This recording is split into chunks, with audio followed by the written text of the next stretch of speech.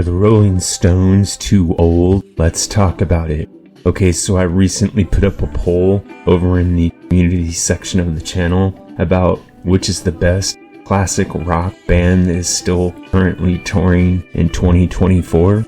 And there were 5 choices: Aerosmith, the Rolling Stones, Motley Crue, the Eagles, and Heart. And a lot of people responded to the poll, and a couple of people responded in the comments section by saying that they thought the Rolling Stones were way too old, they're octogenarians, and they should retire. And this is a topic that has come up elsewhere all around in the classic rock community and in the media in general about whether or not the Rolling Stones are too old, both in terms of whether or not they're still relevant, making good music, and whether or not they're perhaps endangering their own health by continuing to perform at such a high level, since they just put out a new album with a new single and they're on a very robust tour at the moment.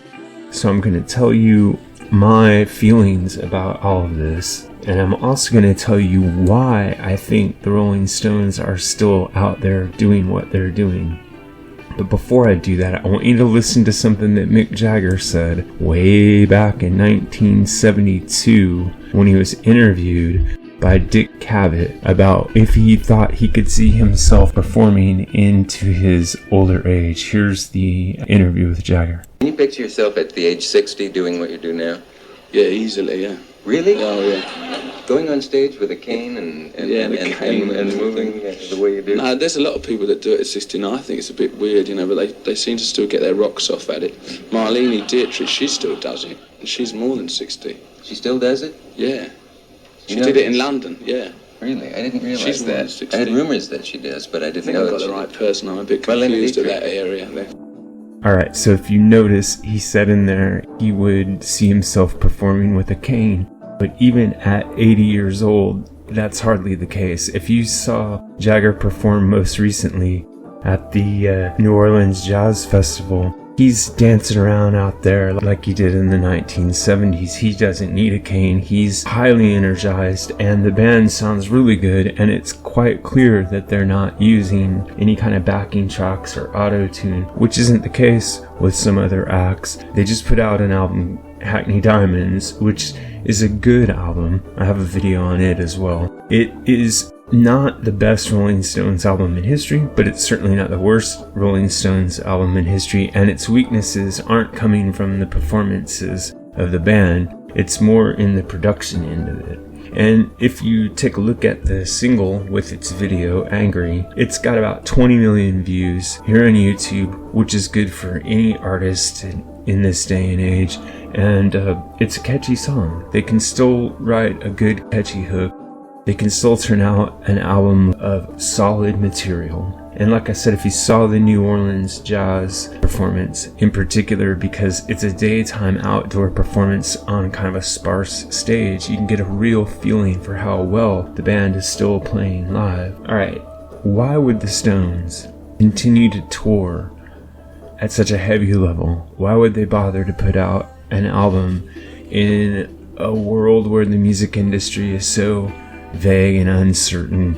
And to be honest, they don't really need the money. There's not as much money in selling music as there used to be. They don't have to worry about their brand legacy or trying to fatten the pot so far as it goes with selling off their song catalog, because it will already fetch one of the highest prices in history. That's guaranteed if and when they decide they'd like to sell off the song catalog and potentially the brand of the Rolling Stones. They've already mentioned that they have plans to use avatars, like Kiss and a lot of other bands are saying they're going to do, into the future. But that doesn't particularly explain why they would go out on stage right now and perform, why they would continue to go on tour, and why they try to remain so competitive and so vital to today's media. And I think that the answer to that is because Mick Jagger in particular has already decided, if you listen back to that interview that he was doing there, that he would like keep doing this until he literally drops dead.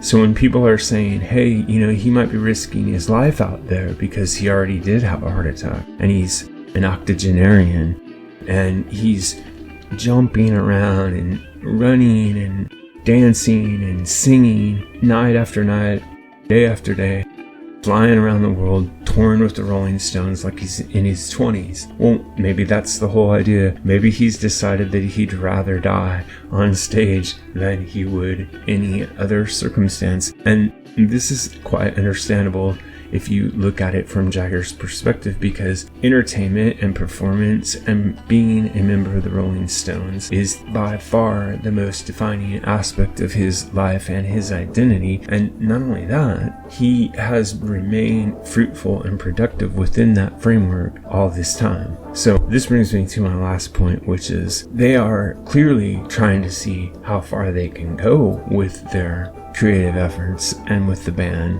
but they're also trying to see how far we can go as consumers of the music in accepting the fact that it continues on beyond what we feel might be its normal expiration date. And in this sense, the Stones continue to be revolutionaries, and they found a way to leverage their old age as an asset, as hard as it may seem to be to do that, particularly in a genre of music that is quite heavily slated toward youth. Anyway, this is what I think, but what really matters is what you think. So if you have an idea about this or any other topic connected to classic or contemporary music, please drop it in the section below, and remember to like and subscribe. I'd also like to point out there's a join button for those of you who would like to support the site. If you choose to join, you'll have access to members-only polls, members-only videos, and members-only badges, as well as